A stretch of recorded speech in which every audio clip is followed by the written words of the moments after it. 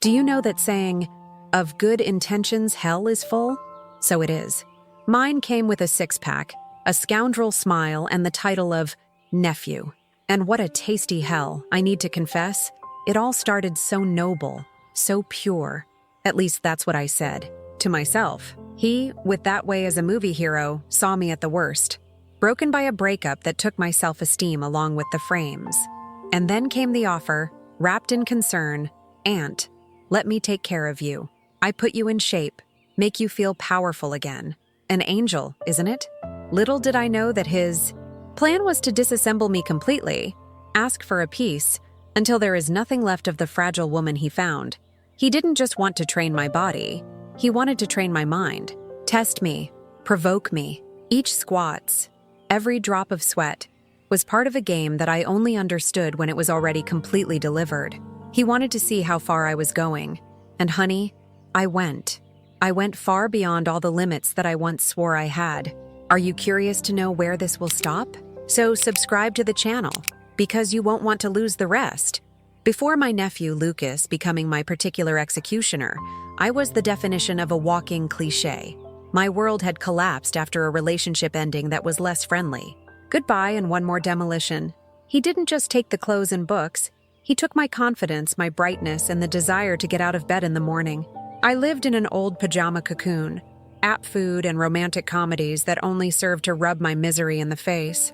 The days mingled in a gray mist. The mirror was my enemy, showing a woman I barely recognized, with deep dark circles and a sadness that seemed to have settled permanently on my shoulders. I felt invisible, undesirable, and above all, weak. It was a state of dangerous vulnerability, a fertile ground for any seed that was planted, and the seed that Lucas was about to plant was the most dangerous of all. He found me in this pitiful state during a family lunch from which I tried to escape. While everyone talked about banalities, their eyes, attentive and sharp, they seemed to see through my facade of everything is fine. He didn't just see the aunt who was going through a difficult time. He saw the opportunity, the perfect blank screen for him to start painting his manipulating artwork. At that moment, I had no idea what was going on in your head. I only saw a worried young man, a family member offering a friendly shoulder. The truth is that my rock bottom was the ideal starting point for his game. He needed me to be exactly there, broken, so that he could rebuild me in his image and likeness. Lucas approached me at the end of that lunch, when I was collecting the dishes, trying to keep myself busy so I wouldn't have to talk. He had that sculpted physique of those who spend more time at the gym than at home, a direct result of his faculty of physical education. But it wasn't just his body that caught the eye. It was the posture, the confidence that radiated from him, and that, to me, seemed something from another planet. "Aunt, I hate to see you like this," he said, with a soft voice that contrasted with the intensity of his gaze. "It's not you. You're an amazing, strong woman. You just forgot that. Let me help you remember." The words were perfect, a balm to my wounded soul. He didn't offer therapy or one shoulder to cry. He offered power. He offered a transformation. The proposal was simple. It would be my personal trainer. I would use all your academic knowledge to set up an exclusive program for me. No cost, without ulterior motives. Only the genuine desire to see your favorite aunt back to the axles. At least that's the narrative he sold, and I, desperate for any salvation board, bought without hesitation a second.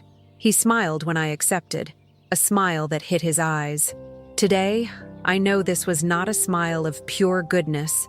There was a shine, there, a flash of triumph, who has just moved the first piece in a chessboard. I was the pawn, and he, the master player who already anticipated all my future plays, even before I knew I was in a game. Our first session was at an almost empty gym in the middle of the afternoon. I was nervous, wearing an old legging and a wide t-shirt, feeling a fish out of the water. He, on the other hand, was completely on his element. With a professional, calm, he guided me for the devices, explaining each exercise with a patience that surprised me and calmed me. Everything seemed perfectly normal. The training plan was rigorous, but feasible. He watched me carefully, correcting my posture with precise verbal commands. "Contract the abdomen, Aunt. prancing the butt in the squat. That perfect. The words were technical, but the way he said them, with that serious voice and focused entirely on me, began to light a small flame in a place that I thought was dead and buried. The first real spark came during the board exercise. My arms trembled. My whole body screamed for me to give up. "Just 10 seconds, he said, kneeling beside me, his face next to mine. "I know you can. Breathe. Look at me." Our eyes met, and for a moment, the whole gym has disappeared. There was an intensity there that was not a nephew encouraging his aunt. It was something more raw, more primal. I fell off the mats as soon as time was panting. He smiled. "See just? You're stronger than you think." At that moment, the compliment sounded like a reward, a stroke in my fragile ego. I left the gym feeling exhausted, but with a new feeling, a twinge of pride, and a dangerous curiosity about what his next step would be. In the following weeks, training became the anchor of my routine and the highlight of my day. My body began to change, responding to stimuli, and with that, a trusted Nesca began to sprout. Lucas's compliments at first were the fuel for this transformation. "Look at the definition of your shoulder appearing," he said, or "his resistance has improved a lot." These were statements that made me feel good. However, subtly the tone of compliments began to change. They stopped being about my progress and became on the effect that my progress had on it. One day, after a heavy series of leg press, he looked at me from the top and said, with a slightly lower voice, "It's amazing to see you moving like this. I like your determination." The emphasis on taste turned a professional compliment into something personal. This new tactic has become constant. Instead of "good job," "I love it when you make this face," to concentrate. Instead of "you are stronger," it was "all this." Strength makes you even more interesting. They were calculated phrases, planted to flourish in my mind a long time after training was over. He was making me see my own body no longer through my eyes, but through his. And it worked. I started dressing for training thinking about what he would say. I chose the top that valued my back, the leggings that marked the most. His validation became an addiction. The veiled provocation in each compliment was the true exercise. He was not just strengthening my muscles, was strengthening the dangerous connection that grew between us. The verbal turn point happened during a series of push-ups. I was at my absolute limit, ready to fall into the floor. "I can't, Lucas," I murmured, exhausted. He approached, his shadow covering me. He did not shouted or encouraged me generically. He bent down and whispered near my ear, his voice hoarse and firm. "You can handle it more, Aunt. I know you can handle it." The word "aunt," which was once just a family scorer, became its main provocation tool. In that tone, in that context, she was loaded with irony and a challenge that surpassed the physique. It was as if he said, "I know who you should be for me, but let's ignore it. Let's see how far you're going." Each time he used it, it was a reminder of our taboo, which made everything more electric. This phrase became your mantra. "Just one more repetition, Aunt. Don't disappoint me. Come on, raise that weight. It shows me what you are capable of, Aunt." It was a diabolical mixture of incentive, order, and an insinuation that I had something to prove specifically for him. And the crazy part is that I always could. I found a force I could not possess. Driven by the desire not to disappoint him, he was conditioning me, associating extreme effort and overcoming boundaries with the sound of his voice, his approval, and especially to that word loaded with tension. I was no longer enduring the weight of the bench press. I was holding on the weight of his gaze, the weight of that intimate and constant provocation. And with each series overdue, I felt stronger and at the same time more submissive to his game. Quickly, I realized that the most difficult challenges Luke imposed me weren't the physicists. The real workout happened in my head. He has developed an incredible ability to destabilize me psychologically and then get me over, making me dependent on this cycle of break and reconstruction. It was a sadistic mental game, and I was completely hooked. He set goals that seemed impossible. "Today, you will run 10 kilometers nonstop." I laughed, finding a joke, but his face was serious. The doubt he planted in me was the first step. All the way, he said nothing, just watched me. If I weakened, he offered no support, just a look that mixed curiosity and slight disappointment. This silent pressure was his most effective weapon. I saw myself forcing my body to the limit not for me, but to turn that look of disappointment into a surprise, proud. And when I finally hit the mark, exhausted and on the edge of the collapse, he opened a slow smile and said, "I knew. I never doubted you." It was an unleashed lie, but it was the lie I needed to hear. This emotional roller coaster was addictive. He gave me the poison of doubt, and then the antidote of approval. He made me feel weak for the strength I showed seemed like a gift granted by him. I was not just getting fit. I was being tamed, conditioned to seek its validation above all. The gym was just the stage for a much larger power game. The touch started professionally. A firm hand on the base of my back during a squat to ensure the correct curvature. Light fingers on my shoulder to align you for a row. They were brief contacts. Technical and at first absolutely necessary. I trusted his orientation, and his touch was part of the personal trainer package. But, like the compliments, the touch has also evolved. The corrections became more frequent, even when my execution was almost perfect. The hand on my back down, a little more, landing dangerously near the coccyx. The fingers that adjusted my shoulder seemed to take a second more to withdraw. Each touch was a microdose of intimacy, a test to see my reaction. The clearest moment of this change was during a stretching exercise. I was lying down, and he needed to help force my leg up. He positioned himself on me, one hand holding my ankle, and the other spread in my thigh to stabilize. His hand was hot, firm, and I felt each of his fingers through the thin fabric of leggings. He looked at me in the eye and asked, "Are you feeling stretched here?" The question was about the muscle, but the electric current that passed between us was about something else. I never backed away. I never said it was inappropriate or that he was too close. My silence was a consent. Each non-contested touch was a green light for him to go further next time. His hands, which should only correct my form, were actually rewriting the rules of our relationship, getting used to their proximity, with their physical mastery over my body. It was inevitable. The intensity we built between the weights and the treadmills began to leak into the outside world, contaminating every interaction we had outside of that controlled environment. A simple family lunch with a family has become a minefield of secret looks and hidden meanings. The tension between us was a thick bubble that only we both felt. We were on opposite sides of the table, but I felt his gaze on me all the time. He watched me talk to other relatives, drink a glass of wine, and I saw a small corner smile on his lips, as if he knew exactly how my body would react to a heavy workout the next day. It was our secret in the middle of daylight, and that was exciting and terrifying. Text messages also changed. What was before "our training tomorrow at 3 p.m. has become "slept well? I hope you are not very painful because of me." Or "drink plenty of water today.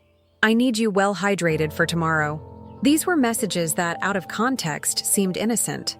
But in our context, they were loaded with hints, a continuation of our mental game 24 hours a day. The apex of this tension outside the gym happened in a supermarket. We met by chance in the wine corridor. He took a bottle, looked at me, and said, "This one is intense, complex, and gets better over time. Remembered you." He blinked and left, leaving me standing in the middle of the hallway with his heart fired. It was clear that the gym was no longer the only place where he was my personal trainer. He was training my emotions everywhere.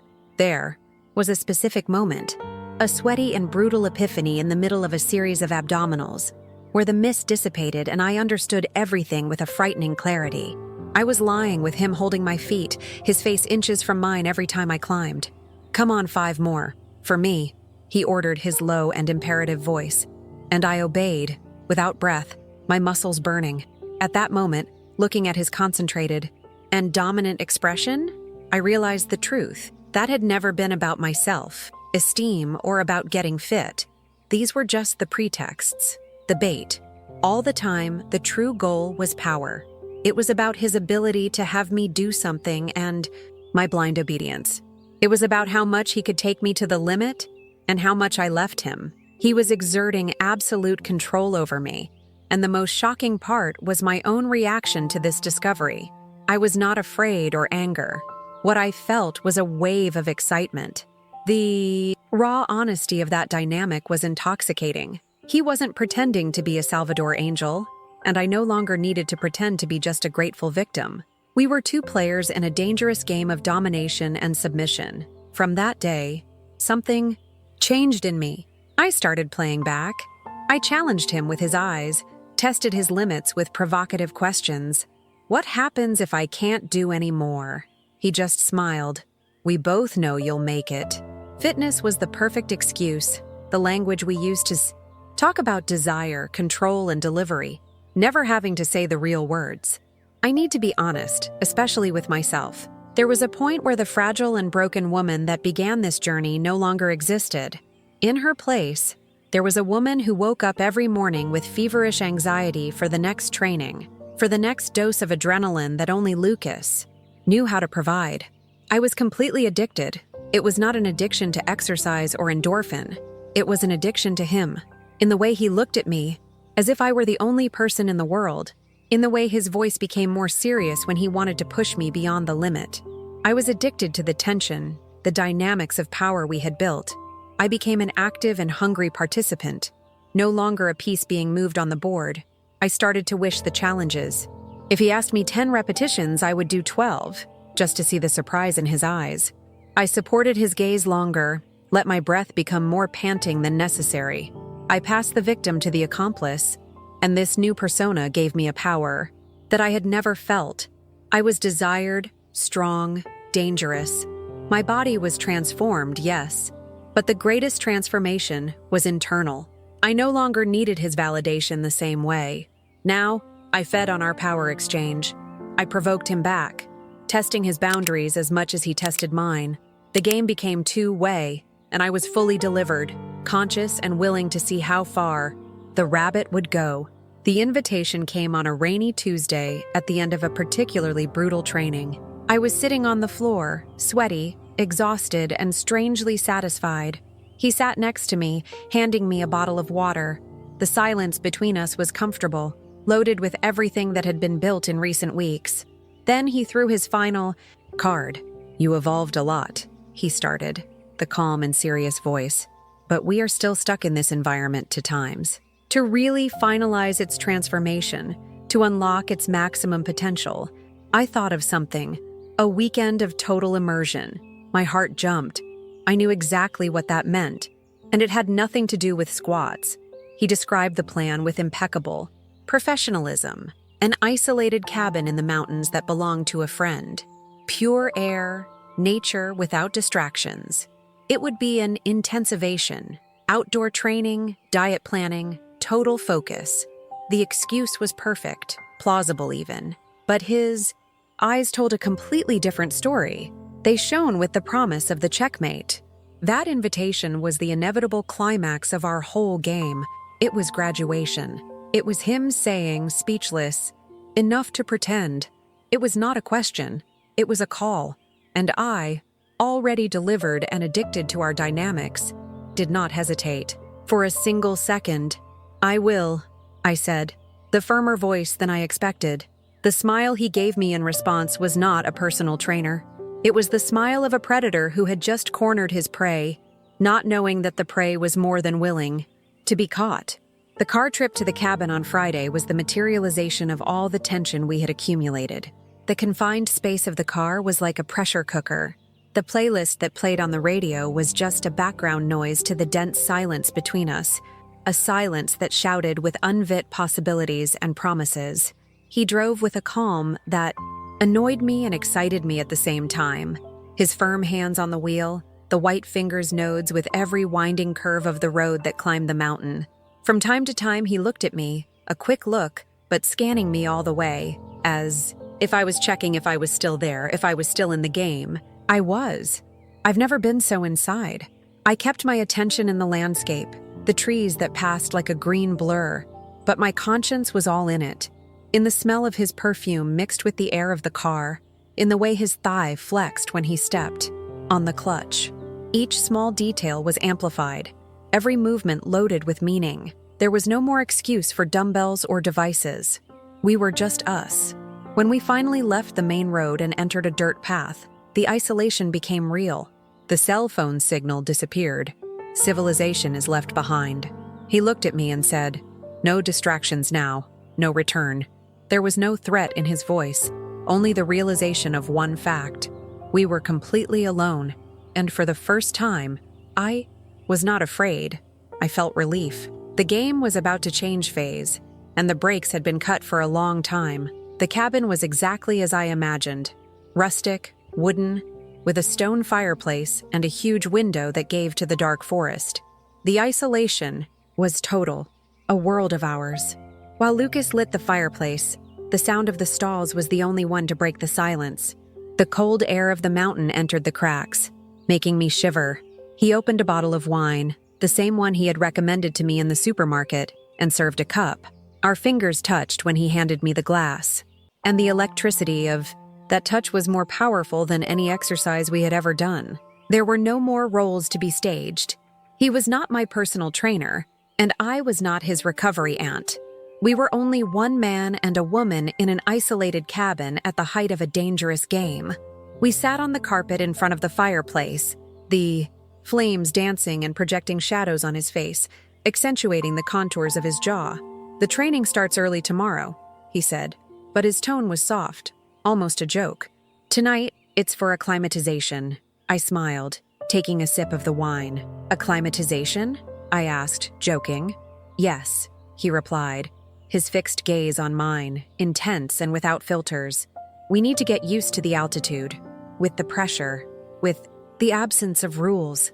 He approached slowly, removing the cup from my hand and placing it on the floor. "The first step of acclimatization," he whispered, his voice hoarse for wine and desire, "is stopping pretending." The final barriers, already so fragile, simply evaporated in the heat of the fire. The final training did not happen with the outdoor sun's sun, as it had suggested. It started right there on the carpet in front of the fireplace, under the orange light of the fire. The words became unnecessary. All communication we needed had already been made through looks, touches, and challenges over months. Now it was just the execution. Each movement was a continuation of our power dance. His hands, which once adjusted my posture on the devices, now explored my body with the same authority, the same precision, and I, who learned to push my physical limits under your command, now responded with each touch, every caress, with a delivery that was in itself a way of power. I was not being dominated. I was actively participating in our mutual surrender. There was no more irony of the word aunt to hide us. The provocations were no longer verbal.